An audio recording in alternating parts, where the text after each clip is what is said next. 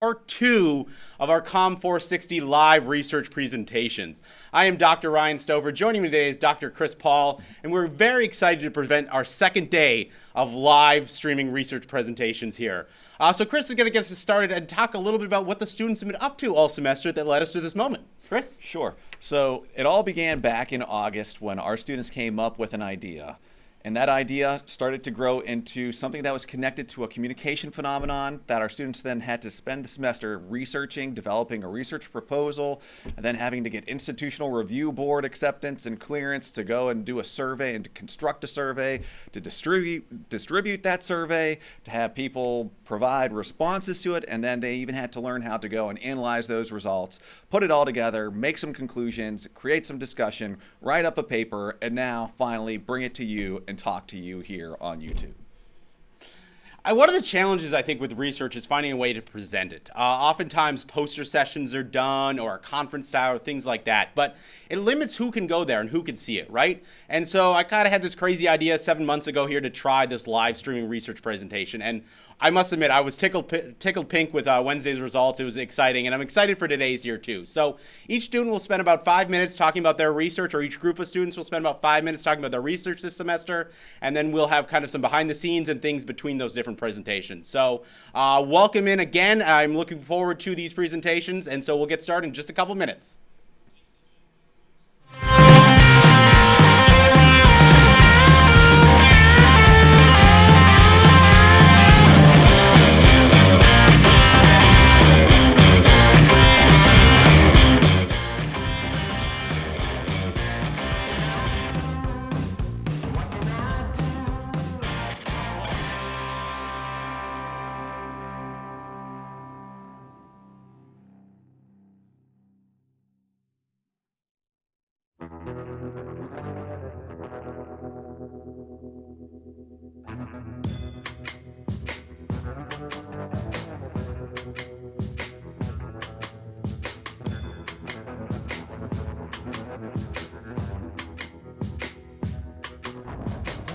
And the dust are trailing behind my boots,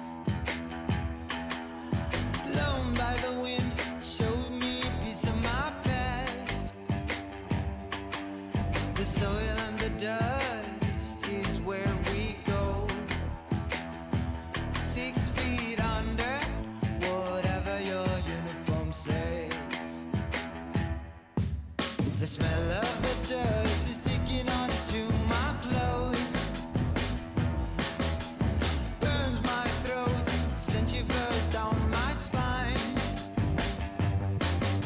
The smell of the dust makes us just the same. What makes us different is just a bullet away. No pride but shame. No pride can bring a corpse from the graveyard. May the souls rest in peace up above. Some say we'll follow them down in the wind. Sooner or later, we're gonna pay the bill. The taste of the dust is lingering in my mouth, burns my throat, sends shivers down my spine. We taste the dust when we crow, 6 feet under, whatever your uniform says. No pride but shame. No pride can bring a corpse from the graveyard. May the souls rest in peace up above.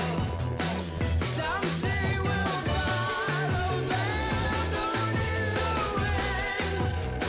Sooner or later, we're gonna pay the bill.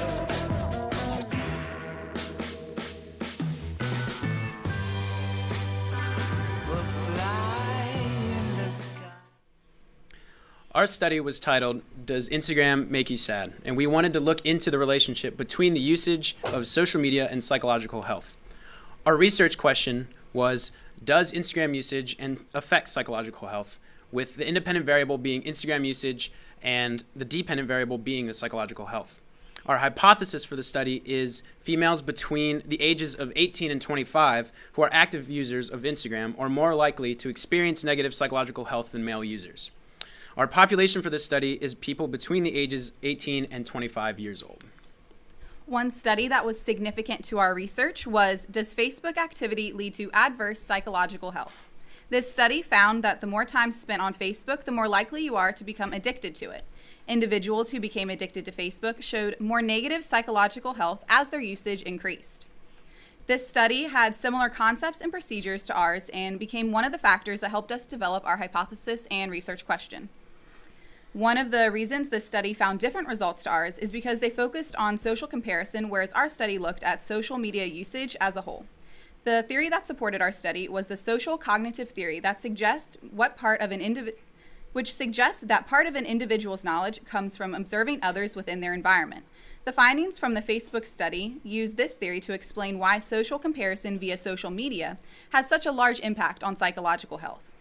We expected to find similar results based off this study as well as the social cognitive theory.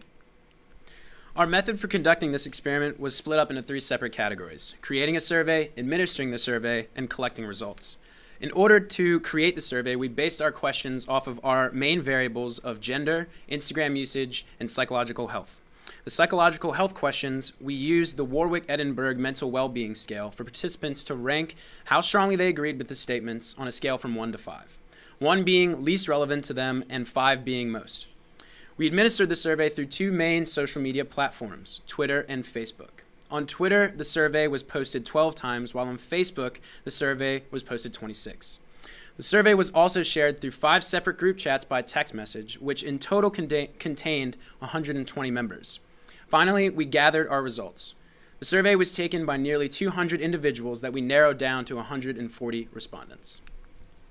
Our hypothesis that we were testing was that females would show a more negative psychological health than males as they used Instagram more. We tested this using a one-tailed t-test. Our results showed that both male and female active Instagram users showed positive psychological health. Males showed a slightly weaker connection between their Instagram usage and emotional health than females. While our hypothesis was rejected, we did find significant results that support a relationship between gender and psychological health. We believe the reason that we may have found these results are because females tend to use Instagram more frequently than males, and studies have shown that females have a stronger emotional connection to the social networking site than males. Males may be less interested in the social networking platform and therefore less likely to be emotionally impacted by it. Our research question was a more generalized main idea that our hypothesis was based on. Our research question was, does Instagram affect users' psychological health? We tested our research question using a 2-tailed t-test to compare the 2 variables of Instagram usage and psychological health, and found similar results to our hypothesis. The results showed that there is in fact a relationship between the 2 variables. However, our results still showed a positive relationship versus a negative one, which is initially what we had expected. The results showed a significant relationship between Instagram usage and psychological health, where more active Instagram users tended to have increased levels of psychological health. The limitations that were present in our study were the amount of questions we had, the structure of one of our questions, and the number of male respondents who took our survey. It would have been helpful to have had more questions for each of our variables so that we could have conducted an even more thorough study and produced stronger results. Another limitation we faced was the format of one of our questions. The questions would have worked better if we had either limited the respondents to selecting one answer choice rather than making it a select all that apply question.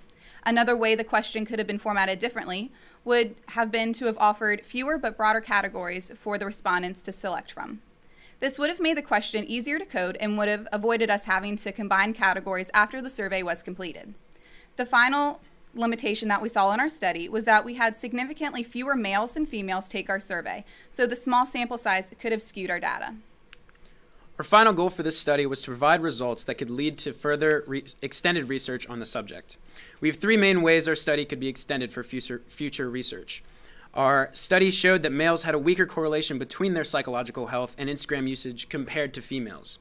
If this study was to be replicated in the future, this is one area that would be interesting to further study. The study could also look at how genders use social media differently. Another way this research could be extended is using the same population but study their habits and psychological health on a different social media platform. This could be beneficial to observe because past research on this topic related to other social media platforms found that the more an individual used the social networking site, the more negative they reported their psychological health as being. Given the growth of social media in the past decade, it would be interesting to see if new studies would be more similar to our findings, or if there is a difference in psychological health among different social networking sites. And finally, one observation we found was that males spent less time on Instagram than females. Further research could be done on why this trend occurs on Instagram and how it impacts their emotional health. The information that we gained through this study is significant because our results differ from those found in other studies conducted on social networking sites. It is commonly believed that heavy social media usage can be emotionally harmful. Our study found that while this may be the case with other social media sites, heavy Instagram usage does not negatively impact individuals' psychological health. We hope you all learned something new today and keep scrolling through and posting on Instagram. Thank you very much.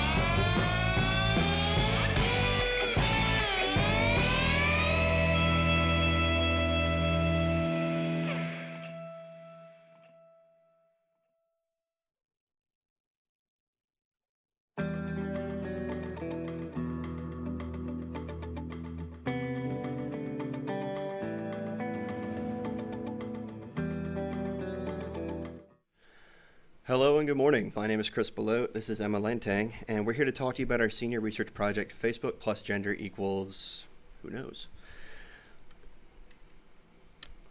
So in coming up with this project, we wanted to discuss Facebook and gender identification and see what factors kind of inspire usage. So to start off with our research, we first came up with our hypothesis, which was that college-age men use Facebook more so for keeping up with current events, while college-age women use Facebook more so for entertainment purposes. The research question we decided to really look into was how does gender specifically affect Facebook usage among college-age people? In our study, usage equates to liking, commenting, sharing, and creating original content on Facebook. And for our sample in our study, we decided that we would examine college-age people that existed on our Facebook and social media profiles already. So for our relative literature, we looked at multiple studies that pertain to using Facebook and looking at how people interact on Facebook. These are two of the articles that we looked at. Facebook use among Romanian grad students influences on self-esteem and feelings of loneliness, and social networking sites usage habits of undergrad students, case study of Facebook. So our first study here used the uses and gratification theory, which is what we mostly focused on. We decided to look at this theory because it directly related to what we were looking at of why people are using Facebook. Are they getting something out of it? Is it for their own benefit, or are they just using it to use it? In this article, they looked at 6 main motivations: relationship maintenance, passing of time, community building, entertainment, trend following, and companionship. We used these 6 motivations to kind of categorize what we wanted to study. We decided from these, we looked at entertainment and informational purposes, meaning do people get on Facebook to look at memes and videos, talk to friends, or do they get on it to look at the current political climate or anything of that sort? The other article that we used, Social Networking Sites Usage Habits of Undergraduate Students, we mostly used to directly make our survey. This study looked into why people use Facebook, exactly what they post, how much they post, do they share, do they like more, do they comment more, what they do. We took the survey that they used in that study and adapted it to ours to look at our research question and our hypothesis. So in terms of the methodology for collecting our data, as I said earlier, our sample was college-age people that already existed on our social media profiles like Facebook. Before our first data cleanup, we had a total of 210 responses. We started looking through the data and we got rid of some irrelevant answers, things that didn't really matter to our survey. And after that, we had 198 responses. And we figured we'd then go through one last time, get rid of any unpertinent answers, anything that really didn't make sense or was kind of a joke, because sometimes people can be when taking surveys. And we had a total of 114 responses. We focused primarily, as I said, on Facebook usage between different gender identifications. Each survey was posted to each individual's, Emma and I's, social media profiles. And between the two of us, we had a total of 7 posts, with 2 of those being shares directly from my page to hers. For our variable creation, we used those points that Emma brought up to come up with 3 main separate variables: total usage, entertainment usage, and informational usage. After examining our data, our variables were definitely reliable in determining what type of usage we were looking for. So our hypothesis results. Our first set of hypothesis results were men using Facebook. So as Kris mentioned earlier, our study was to look at if men used Facebook more for information and women for entertainment. So when we looked at the men and we added up everything and put our statistics in, we found that men do in fact use Facebook more for informational purposes rather than for entertainment purposes. So our significant value that we set to determine if our results were significant was 0.5, and as you can see, it was less than 0.0001, one-tailed, which means that our findings for men using information over entertainment were indeed significant. For women, on the other hand, we predicted that entertainment would be more important to them rather than information. And as you can see, our mean for entertainment and our mean for informational were actually show the opposite, that women actually use it for entertainment. And then those results were actually significant too. In terms of answering our research question, it showed that men and women equally showed no difference in the importance of interaction on Facebook. The mean was 2.3363 with a standard deviation of 0.1265. And our p-value, which our acceptance rate was at 0.05 less than, was actually at 0.6752, which means that there was statistically insignificant results with the data. So some limitations that we came up with were our group survey had too many irrelevant questions. We ended up adding questions that were not relevant to our survey or to our findings. Another limitation that we had were some participants did not take the survey fully, and thus we had to clean out half of our responses, which is sort of upsetting that we didn't get as many responses as we wish. Our third one, we should have shared the survey more over the allotted period of time. And lastly, our RQ was the same as our hypothesis, and so we eventually had to change it. For future research, we think we should allocate more than just a semester to the research. We figured that one semester wasn't enough time to build up all the data. We also request examining a hypothesis that looks at similarities between men and women instead of just differences. We think you should personalize the surveys instead of just creating two giant bundle surveys. And we also believe that other data collections besides just online surveys would be acceptable for this research.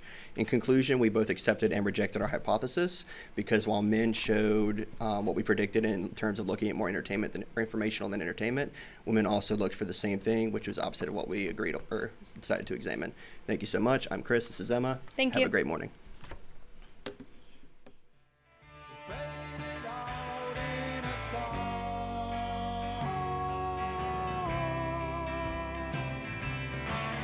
and became just a melody and not a girl or love that pours right in your eyes.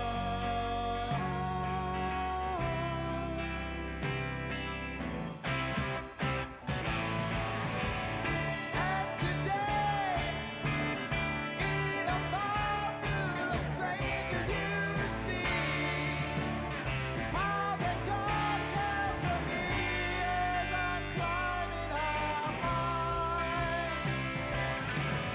Yesterday, I don't care for those strangers you see, blown away as my melody's climbing up high. My melody's climbing up high. My melody's climbing up high. I'm Kirsten Friedman. And I'm Shannon Blunt. And over the past semester, we have looked into why Generation Z males and Generation Z females use Facebook, and more specifically, how they use them differently. We have also looked into why platforms maybe change the way people use Facebook and which platform they prefer to use it on, being a mobile or desktop. And we have broke down how people use Facebook into 4 different categories, those being our dependent variables of entertainment, validation, communication, and passing time, and how that can change it.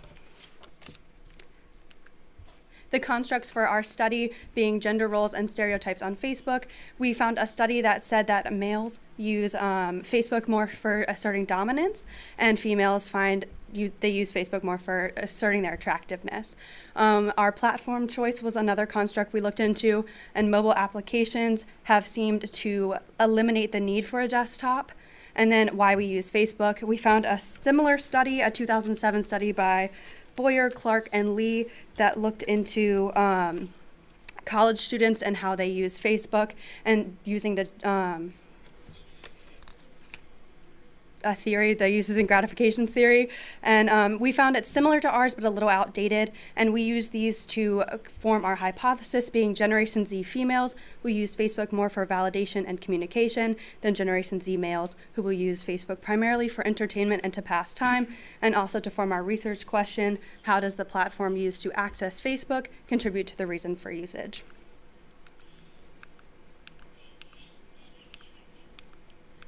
Our survey was limited to Generation Z males and females, and the Pew Research Center defines Generation Z as people born within the age of the year of 1997 to 2007. We used closed demographic questions to narrow down our respondent pool, and specific questions related to each of our 4 dependent variables using the Likert scale ranging from 1 of highly unlikely to 5 highly likely. For example, our questions all related to our dependent variables. For our communication variable, one of our questions was, how likely are you to use Facebook to keep in touch with people you haven't seen recently? After our survey was distributed on social media and through text messages, we ended up with 200 respondents. We threw out some of the responses because of age that did not fit within our requirements, gender, and some unfinished questions, and ended with 120 responses.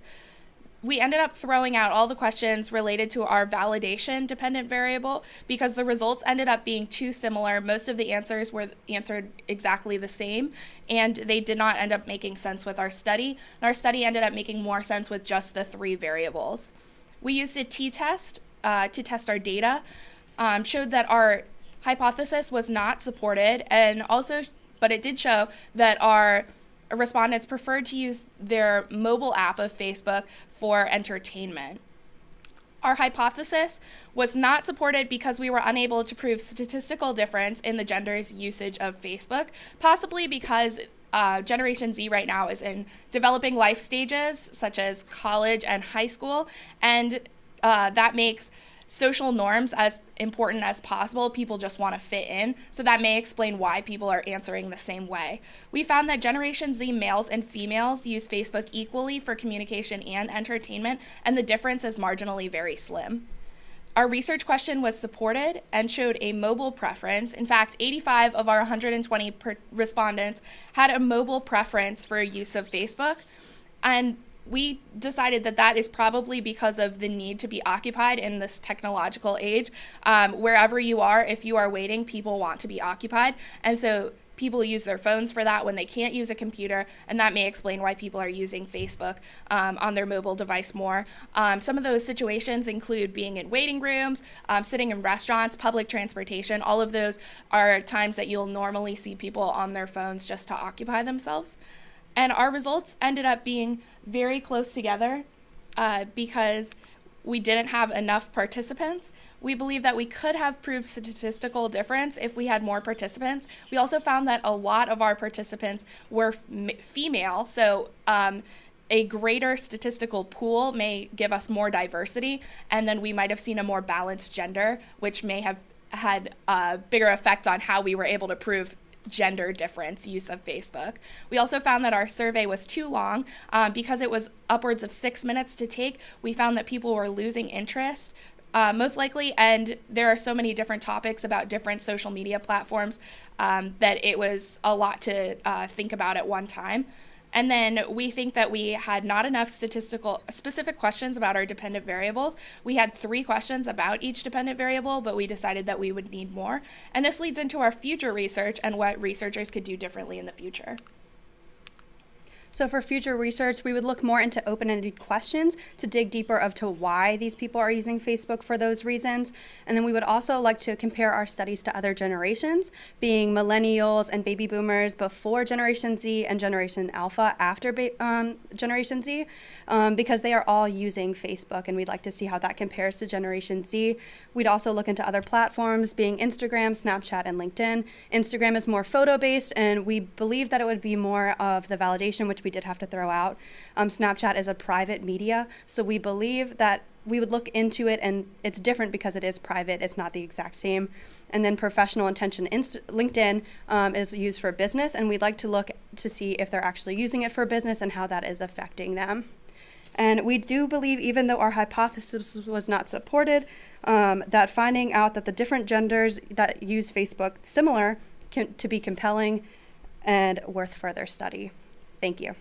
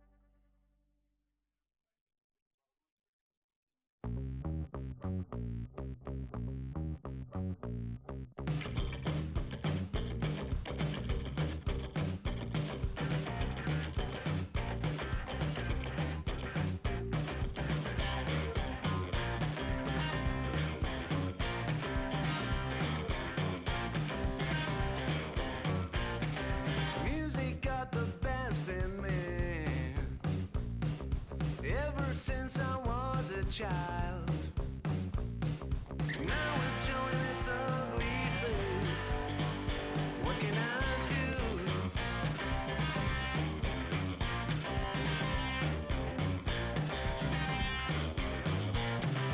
Music creeps into my dreams, wakes me into sweaty sheets, abandons me when nights died out. What can I do? What can I do?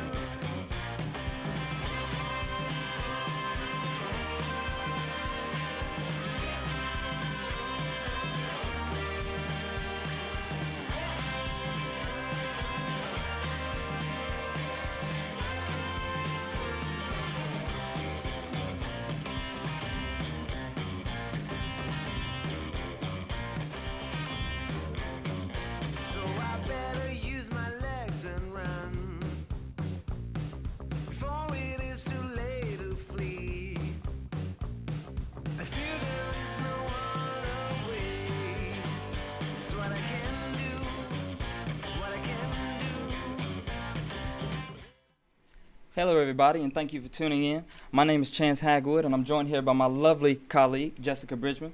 And today we're going to be discussing our senior research project titled The Value of Self-Presentation Through Social Media. So to start off, our research topic was the use of social media platforms and the aspect of valuing self-presentation when posting something. We thought this was important because when you post something on social media, it is there forever. And how much people value self-presentation when posting something could have an effect on what they post.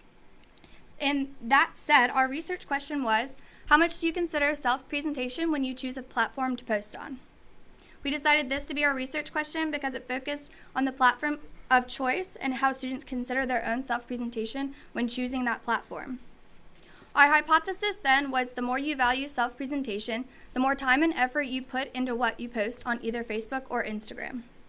We decided this to be our hypothesis because our main focus is self-presentation and how they consider it when choosing which platform they chose. Our theory we chose was the uses and gratification theory. We chose this to try to understand what is put into a post on social media platforms that our participants will be using.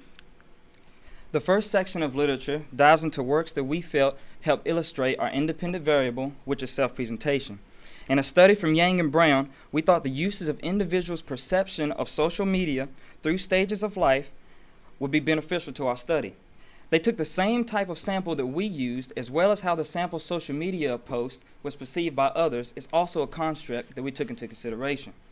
Orhick and Human's research revolving around social media through self-expression helped escalate our research as well. Although they used Twitter and our research primarily revolved around Instagram and Facebook, both of our two studies used the uses and gratification theory. This is a connection that we felt gave us a base for our research because the topics were fairly similar. Our second set of literature went towards our second variable, which was self-presentation and the choice of platform.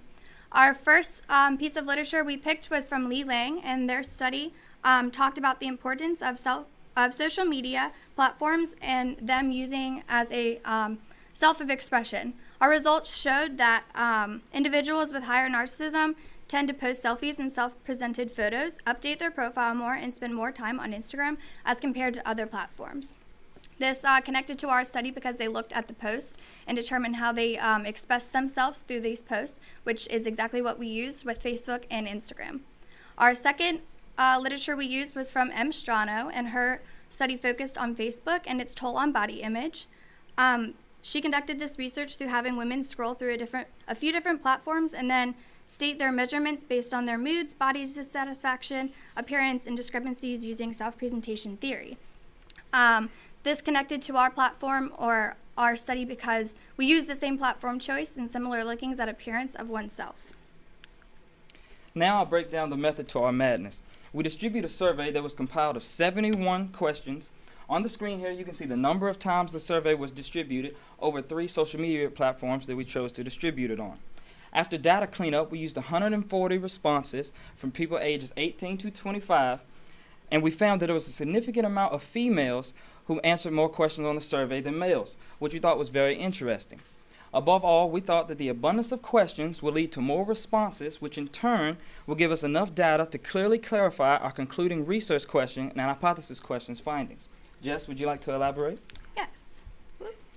So our first part of our findings was from our research question, and our research question again was how much you consider self-presentation when choosing the platform to post on. And our results we separated into 2 different groups, one preferring Facebook in their consideration of self-presentation, and those who prefer Instagram in their self-presentation.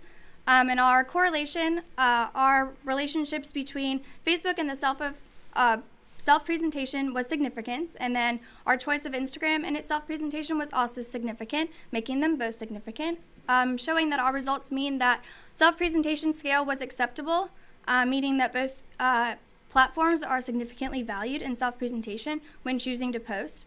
In the larger context, this means that our users or participants tend to value self-presentation more. For our hypothesis, we split the data into 2 groups, the perception of Instagram and the perception of Facebook. We found that there was a high regard for self-presentation in users that chose to post on Instagram rather than Facebook, which caused us to assume that it may be because of the social media content features that each platform has to offer. Our limitations for this study, we chose 2 of our limitations, and our first one was the separation of age brackets. In our age brackets, we separated into under 18, 18 to 25 years old, or over 18. And this, we decided, was part of our limitations because it created a mixture of responses based on each generation and how they use social media. Those who are now 25 grew up in a different social media technology world than today's 18-year-olds. So we thought that making the bracket smaller would be more beneficial. And the second limitation was our lit review construct that was text versus photo. And after going through our data cleanup, we realized that our responses did not go towards this limitation, so we relied it unacceptable and decided it not useful. And like all research, there can be future research and new constructs that can be studied. Some that we believe is text versus photo because it'll give us an in-depth look at the physical features of social media and how it relates to self-presentation. Gender, time, and stages of life are all constructs that we feel will be beneficial to the research of our study. That's all we have today. Thank you so much. My name is Chance Hagwood. Jessica Richmond. Thank you. Thank you. On the beach, his wife and daughter wave, we love you, and hope he sees. His mind is drifting, and thoughts are creeping. His eyes are blinking behind his shades. Gets the order in non-expression. Whispers how did it come to this?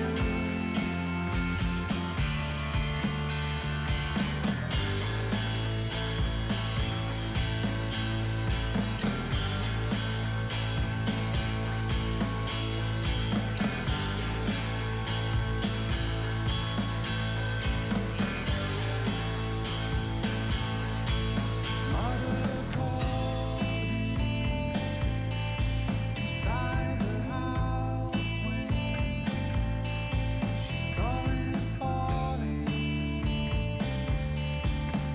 to the ground. Ran to grab him, promised one day he'd be a hero, even greater than now. In the distance. Hi, my name is Nicole, And I'm Jaleem. and the title of our research project is Viral Influence on Instagram. The reason that we chose this for our research project is because in recent years, there has been a rise of social media influencers. And we would like to know how has their influence increased brand campaigns and ad awareness. Based on our research, we found using social influencers to promote your content makes it more likely for your brand or company to go viral. There's a formula to going viral, and it doesn't just happen by chance. A brand should be trustworthy, credible, their product should be reliable, and with the right influencers and persistent advertisement. To support our research, we've gathered an article from Crystal Abden called Influencers and Perceived Interconnectedness. If you have a loyal following that listens to you, you are considered an influencer. A brand influencer should be unbiased, relevant to the product, as well as able to build brand engagement and awareness.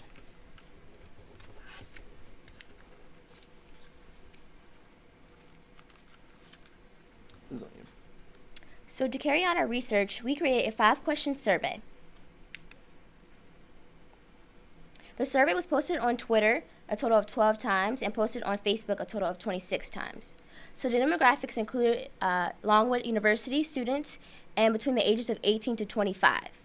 So only questions pertaining to influence and celebrities were asked.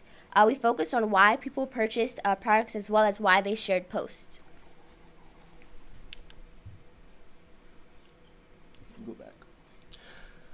We found that people do buy products from listening to influencers and celebrities. A majority of consumers ages 18 to 25 admitted to buying product based off influencer endorsement.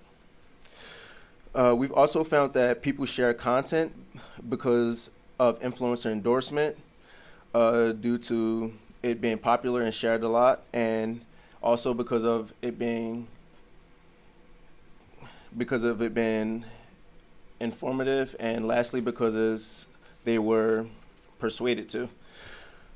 Before a consumer will listen to a company, they trust an influencer because of their perceived expertise due to their large following. Consumers believe that social influencers are believable and value their opinion. So there were 3 limitations in our study. There was gender, lack of information, and also broad questions. So with gender, we did not include how gender plays a role in social media influencers and how the participants will follow. Sometimes, for example, they'll follow male influencers and females will follow female influencers. Also, some participants did not understand what qualifies as a social media influencer. So in our survey, we could include in the instructions a background of what a social media influencer is. And some of the questions in our survey were open-ended, which kind of made it hard for our participants to understand. So for future research, we suggest to look more into how gender roles play in influencing. We can infer that followers believe that females are more reliable and credible than males are. So to reiterate, the title of our research is Viral Influence on Instagram, and thank you for listening.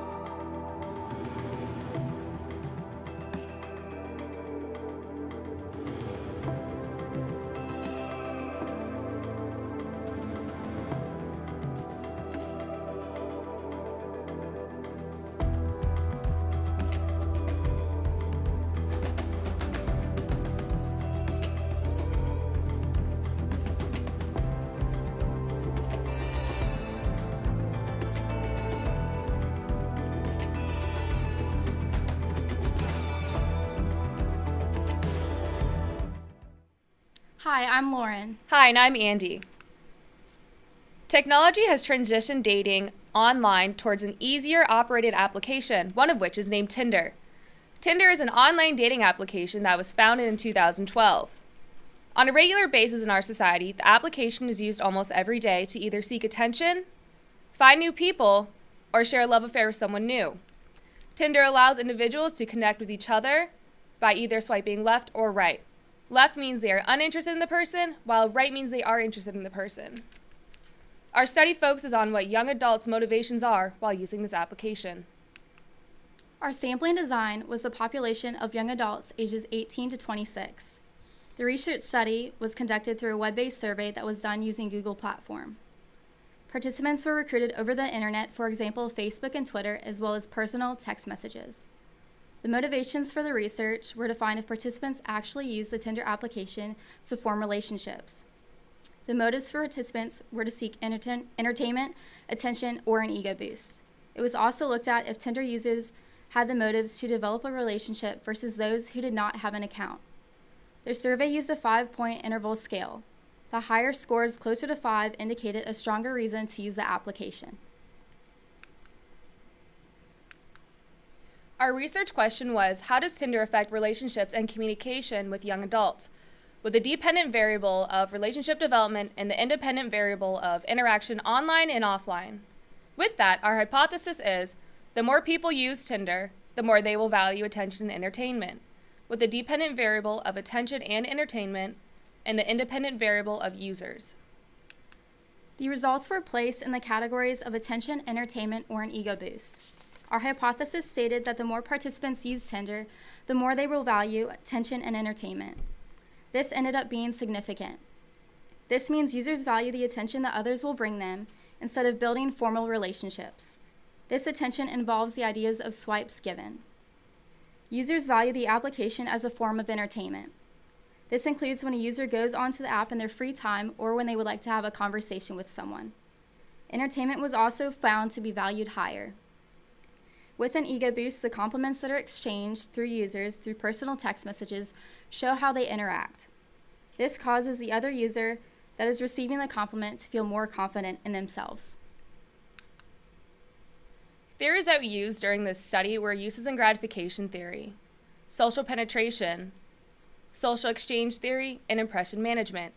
Uses and gratification theory was a theoretical base for this study. The results for this study revealed that individuals who use Tinder use it more for social aspects, just like for talking to people, so basically attention and entertainment, and not for serious relationships. This came to a conclusion that people are not looking for a serious relationship while on the dating application Tinder. A limitation that was found is that non-Tinder users were not able to accurately complete the survey due to questions asking about experiences. The data for non-users was not significant to use. The range for ages was only 18 to 26, meaning that the population was not outside of this. Time spent on the application was initially thought to be increased. It was found that the application was not used as often as predicted. The population was also not diverse. The location, gender, and as discussed, age were included in this. The survey was mainly taken for Longwood University students and those who are female.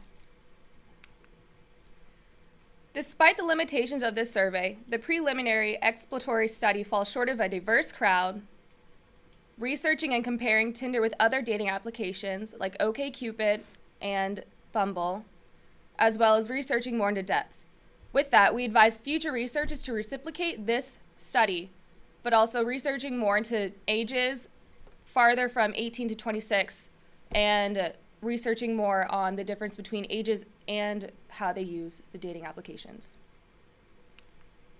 In conclusion, the participants showed that the thought process for the application varied.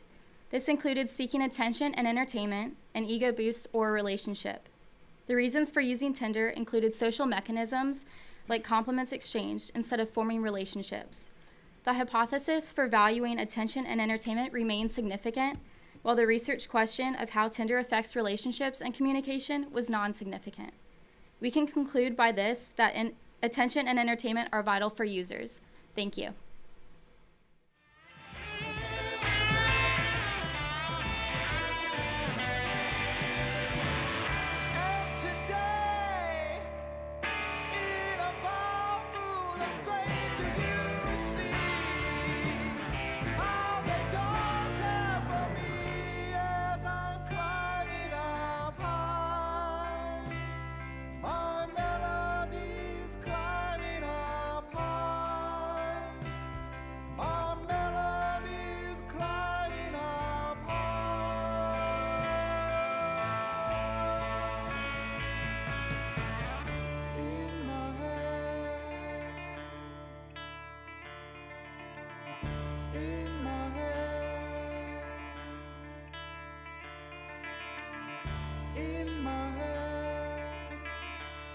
once I held my head high.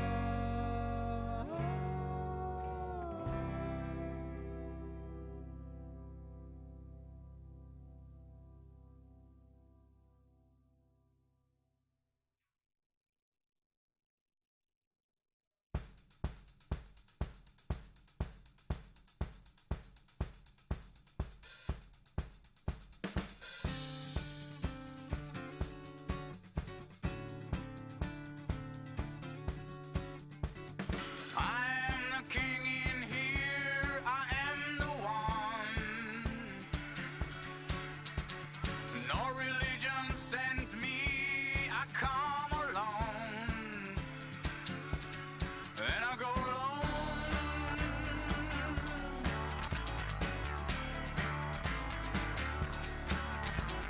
If you ever listen to the sounds of dawn, coming from a nameless sea and through the ground. Baby, if you listen, you will know. Rust is gone. Rust is gone.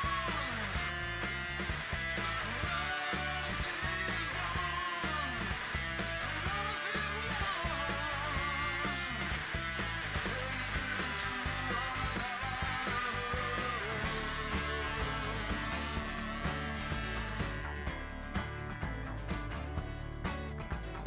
If you ever listen to the sounds of dawn, coming from a nameless sea and through the ground, baby, if you listen, you will know.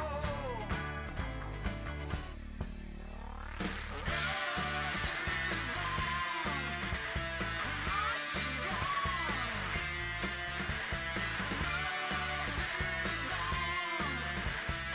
Rust is gone. Rust is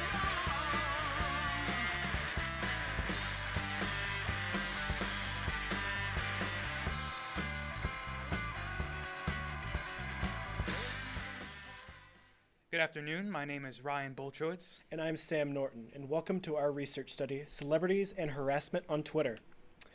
Twitter is a website that was founded in 2006 by Jack Dorsey, Noah Glass, Biz Stone, and Evan Williams. And of course, we were interested in studying Twitter harassment, especially when it came to celebrities. In the past few years, there have been plenty of stories about celebrities being harassed and even celebrities leaving the platform as a result of the harassment. We really want to determine what it was that people found offensive and what causes a tweet to go from being controversial to outright offensive. Many instances of harassment have been generally attributed to white males, and our hypothesis was white males on Twitter will be most likely to be okay when more extreme cases of harassment that are generally considered more than just criticism. While the question we asked was, do people who ignore harassment on Twitter feel there is no difference between harassment of celebrities and non-celebrities? Of course, we found several articles from the New York Times, The Atlantic, and more talking about several celebrities that have been harassed and ended up leaving the site.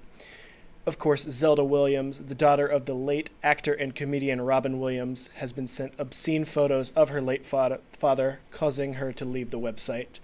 Sarah Payne, mother of a murdered schoolgirl, has received much harassment, causing her to leave the site as well. Now, one of the theories we studied was cultivation theory, which states the more television somebody views, the more they will become lost in the world of television. Anna Gunn, an actress from the hit television show Breaking Bad, has received many criticisms on Twitter, but most of them were attributed to her character more than the actor herself. Of course, Candace Easton wrote an article on how she got into debates politically on Twitter and even got her account suspended for her violating the harassment policy, while in reality, she was calling out somebody for harassing other people.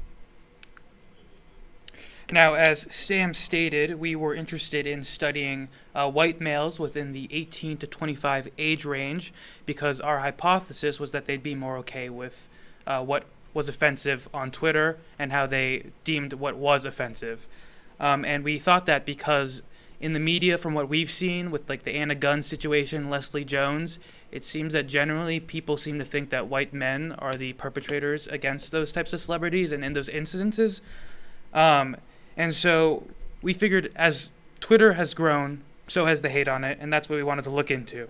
And to figure this out, we created a survey and we distributed it through Facebook, Twitter, and also through some personal text messages to our friends. And we created offensive tweets ourselves, fake offensive tweets. And we based these off of real events that had happened. For instance, the 3 women we targeted in these tweets were Ariana Grande for the Mac Miller situation where he recently died and he was her ex-boyfriend, for Hillary Clinton in the 2016 election, and for the Serena Williams situation where she got into a dispute with a referee. So we created tweets that were saying bad things about these celebrities. And we had an offense scale from 1 to 5, and we let the users pick what offense level it was. So 1 would be least offensive, 5 would be most offensive. And we also asked questions like, how often do you see harassment on Twitter, and how often do you take action against the harassment when you see it on Twitter? We also asked questions such as whether or not they have a Twitter account and how often they use the account. And so for our findings in regards to our research question, we found that our results were approaching significance. Out of everyone who said they thought harassment on Twitter is a big deal, only 11% of those people took action. And it's important to note when we were taking in the data of what action is, that isn't necessarily saying something to the person displaying hate on Twitter. We also counted reporting, blocking, or leaving the website or something like that. And 77% of people who don't think harassment is a big deal didn't take action. And it was interesting because we found that white men found these tweets very offensive as well, as most people did. And the group that found the tweets most offensive out of everybody was females. So there were a few limitations, of course, that we encountered during our research. The biggest limitation was the small size of research participants. And out of the over 50 participants we had, only 6 of them were white males, which of course is what we based our hypothesis off of. And along with that, our research question had to be changed multiple times, which was a big setback for us. As Sam stated, because there weren't many white males that took our survey, it was hard to get sort of classification and real data on whether or not that our hypothesis was supported. So in the future, we think it'd be interesting to come back to this topic with a larger pool of white men and see how they classify themselves when it comes to offensiveness and harassment. And we also, since it was interesting that the females found the tweets most offensive, we thought perhaps that was because the tweets all targeted females. So it'd be interesting to see where their offense levels were if we targeted male celebrities versus female celebrities. And in general, we just think Twitter is such an interesting platform for research, as it sort of has become this conglomerate of morality. And in a society where some people disagree on where the line for morality is, Twitter is a really interesting way to sort of gauge that in the public opinion. Thank you. Thank you.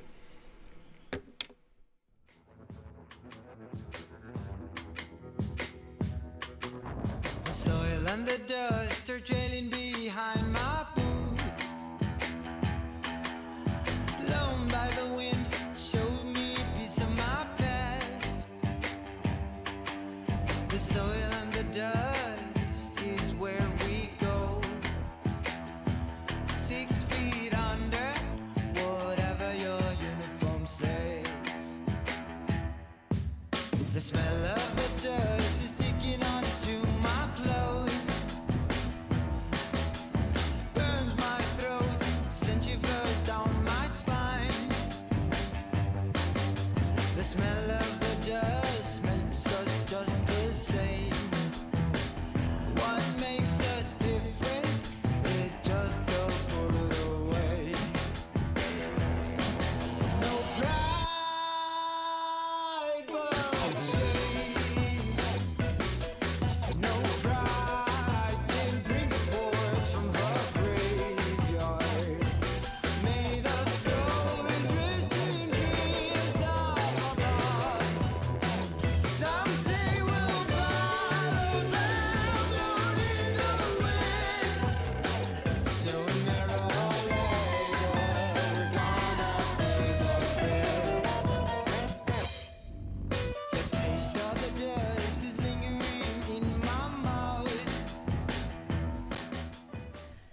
Hi, my name is Alex Sabatini, and this is Vicky Creedle, and we did our research on why millennials prefer to use Snapchat.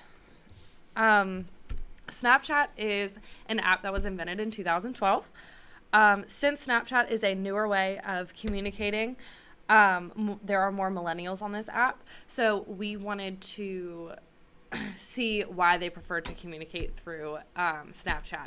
What makes this platform different than Facebook and Instagram is that the content disappears in a matter of seconds.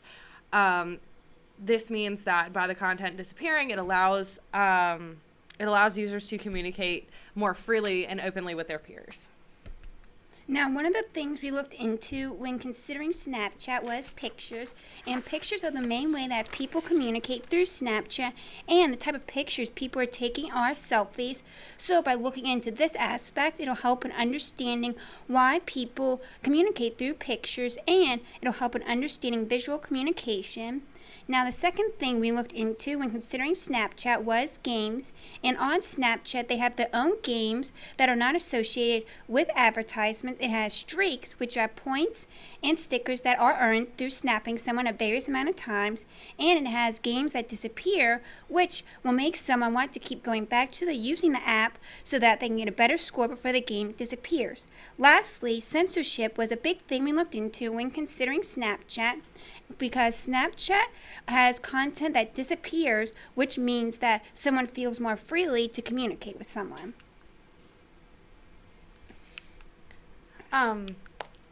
For our methods, a survey was given to a group of, or was distributed to millennials ages 18 through 26 through Facebook, Twitter, and mass text message. It was shared on Twitter about 9 times, Facebook 10, and text message 5.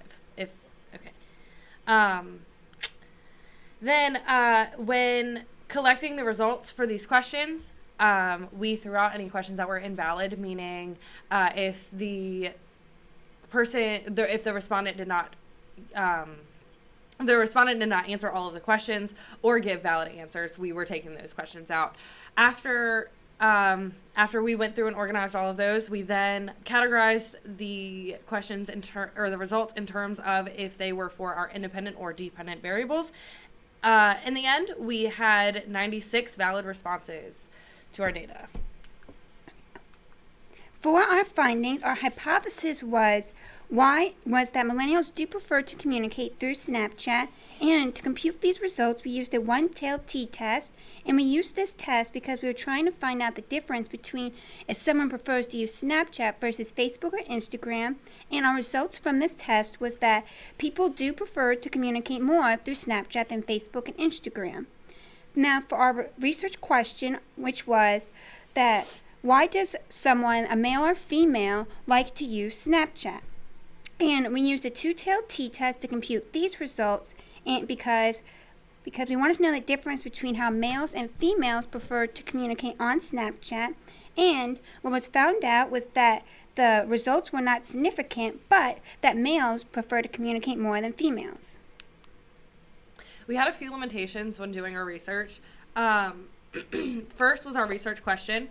Our original question was, why do millennials prefer to communicate through Snapchat?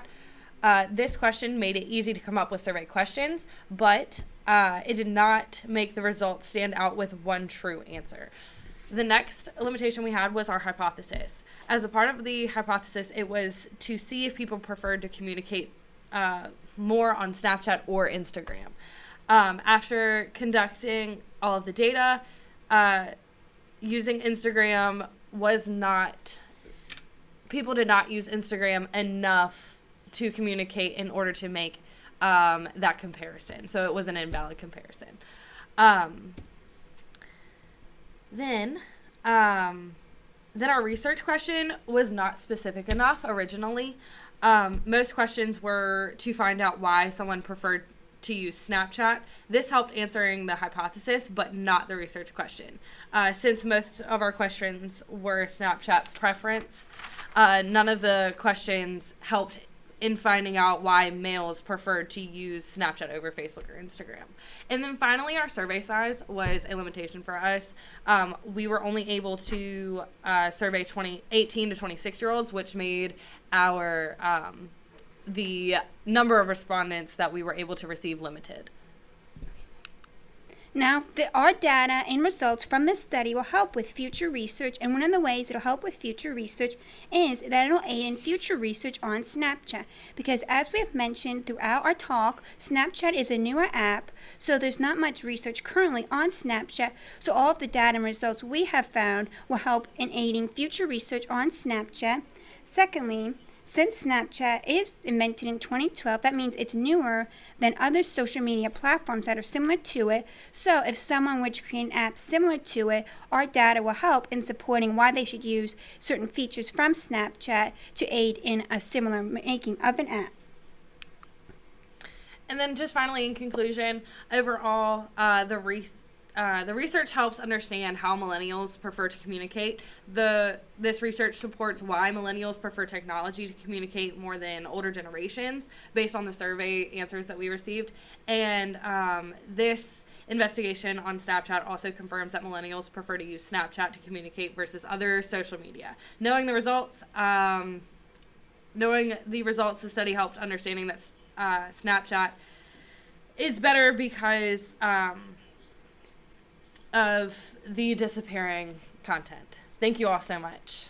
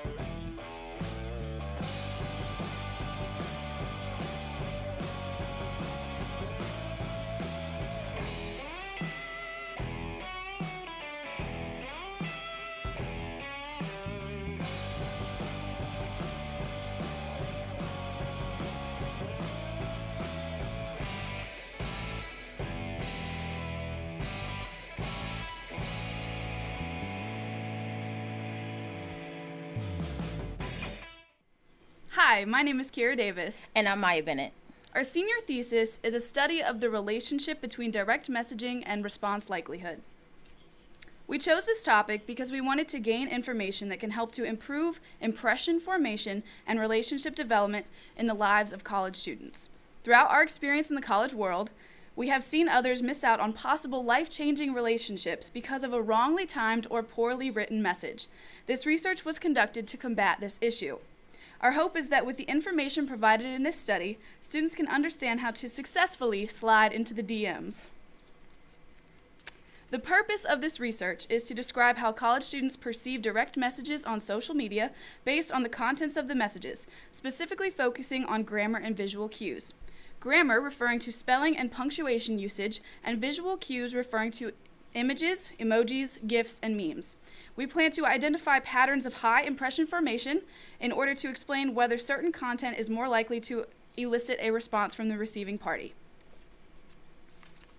In this presentation, we will discuss the supporting literature and theories of this study, our hypothesis and methodology, as well as the conclusions that derived from this research.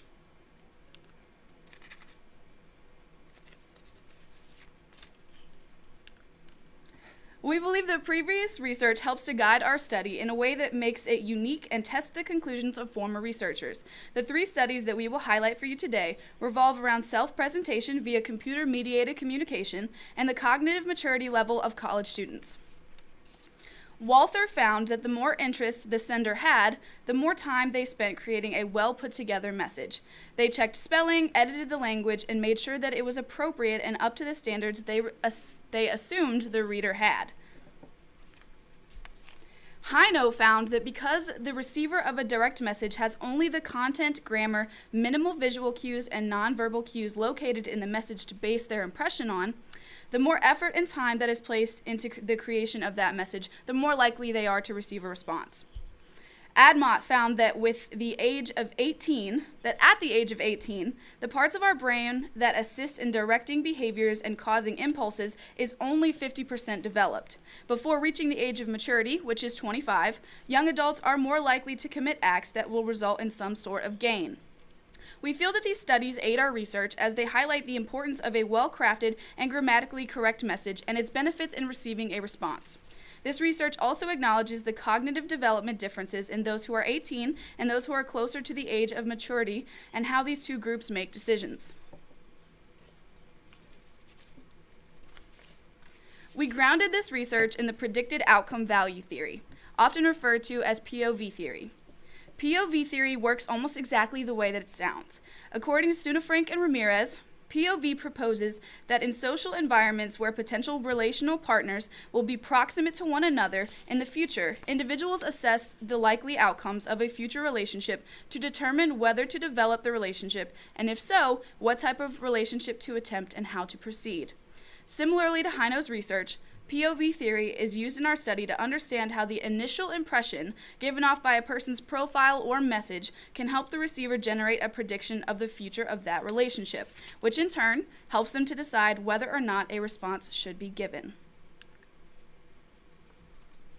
Okay, so for our research, it was based on prior knowledge and experiences among college-age students. So our first hypothesis was upperclassmen students will be less likely to respond to a direct message containing poor grammar. We believe that because upperclassmen have had more experience in college and now have a higher educational perspective, they will expect proper grammar and effort to be put into a message crafted towards them. Our second hypothesis was underclassmen will be more likely to respond to a direct message containing visual cues. We believe that the latest advancements in the area of visual aids on social media, the younger students will have more experience and knowledge and be more receptive to images rather than words.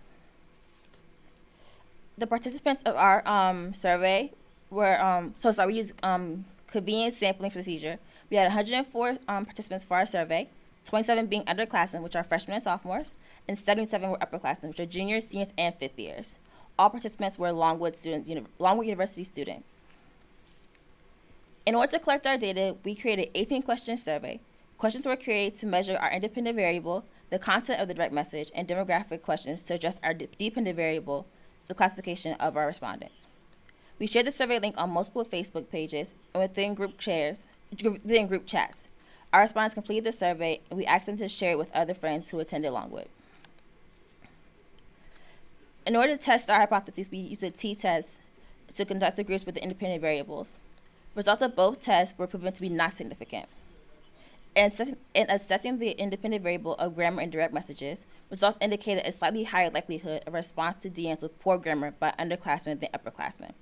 This shows that college students of all classifications are equally as likely to respond to DMs containing poor grammar and writing styles. In assessing the independent variable of visual cues and direct messages, results indicated a higher likelihood of response to DMs with visual cues by underclassmen and upperclassmen. This shows that college students of all classifications are equally likely to respond to DMs containing visual cues. For practical implications, we saw that when you see a message, you are likely to apply more information you craft the message when you care more about the person. And then for theoretical grounding, we found that we added an aspect of when you talk to strangers, because for the POV theory, it discusses when you do know the person, you think of a future with them, but we add the component of being a stranger. Limitations were our sample size. We only used Longwood students, so we cannot generalize the study. We had unequal group size. We had 77 upperclassmen, so therefore it's hard to compare those two groups together. And lastly, it was hard because we could not prove significance in our study. We conclude that the college-age social media users will be more prone to responding to messaging that has visual cues and that grammar is actually not a deterrent when sending a direct message. We feel that having good grammar and utilizing things like emojis or memes will more than likely get you a response from the receiver. We assume that the more thought you put into a message, the more time you take to craft it, the greater your chances to receive a response. In the future, we suggest that others look at different groups of people and that they try to reach a larger population to test the sample. Also, we suggest having focus groups and giving the sample messages and to examine how the group would respond. In addition, it would give a more rounded study if the future researcher included another school. Lastly, we would incorporate comments and look at how social media users respond to comments left on their tier pages and posts. Thank you.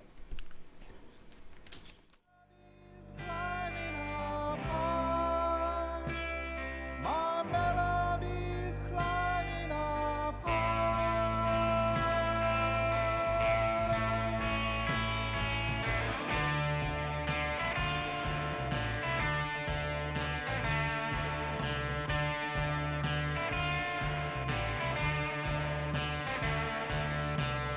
in my head.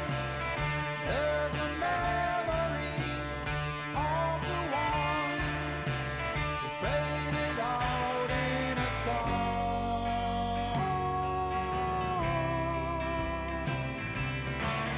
and became just a melody and not a girl or love that pours right in your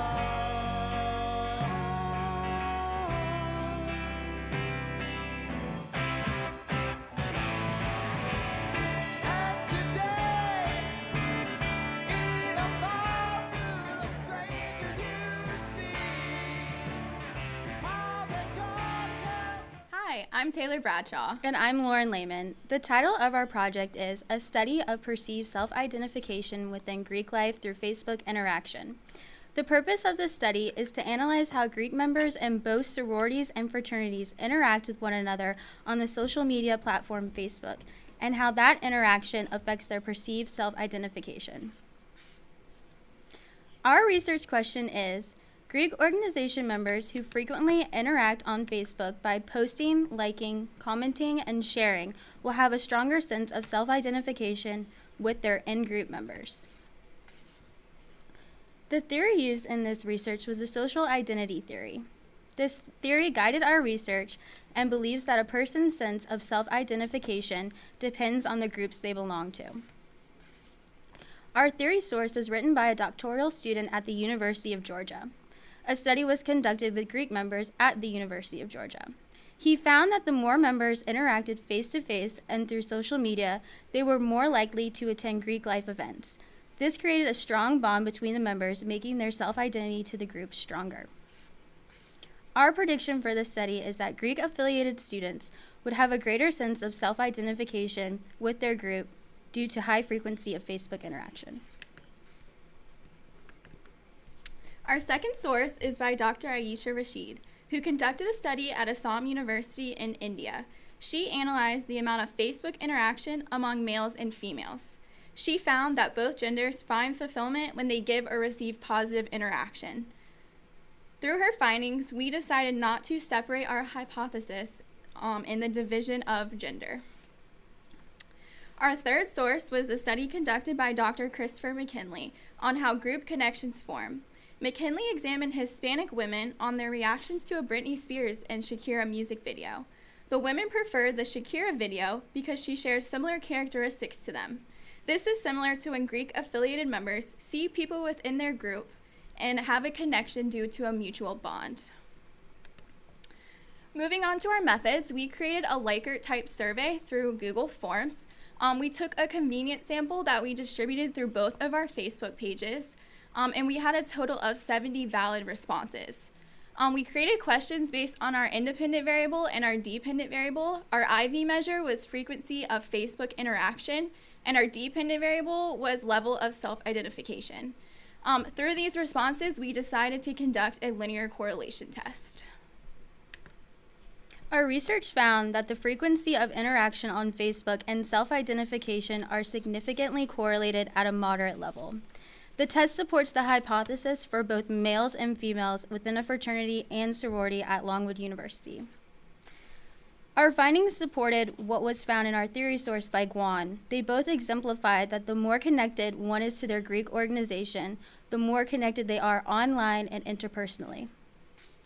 In a practical sense, Facebook is important to maintain and create bonds within a group. We established in this study that social media is important for in-group members. Future Greek members will also be able to network through Facebook.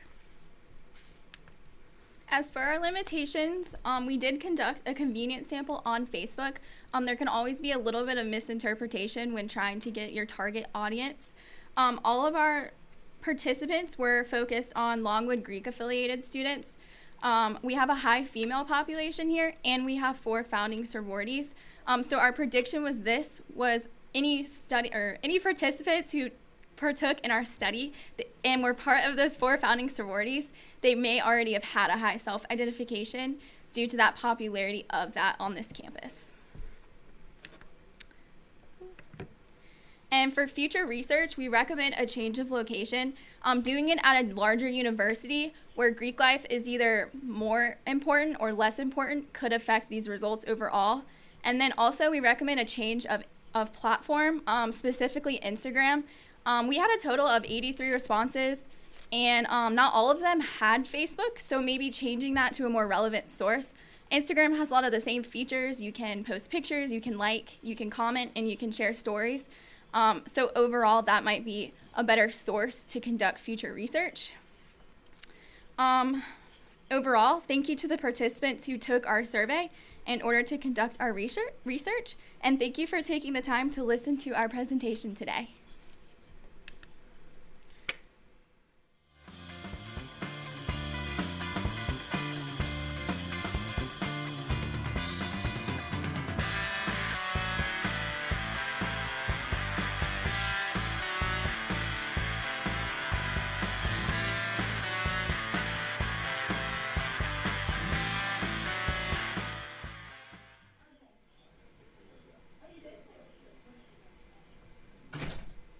Hello, welcome back. Wasn't that awesome? We are done. That wraps up this fall's senior research presentations.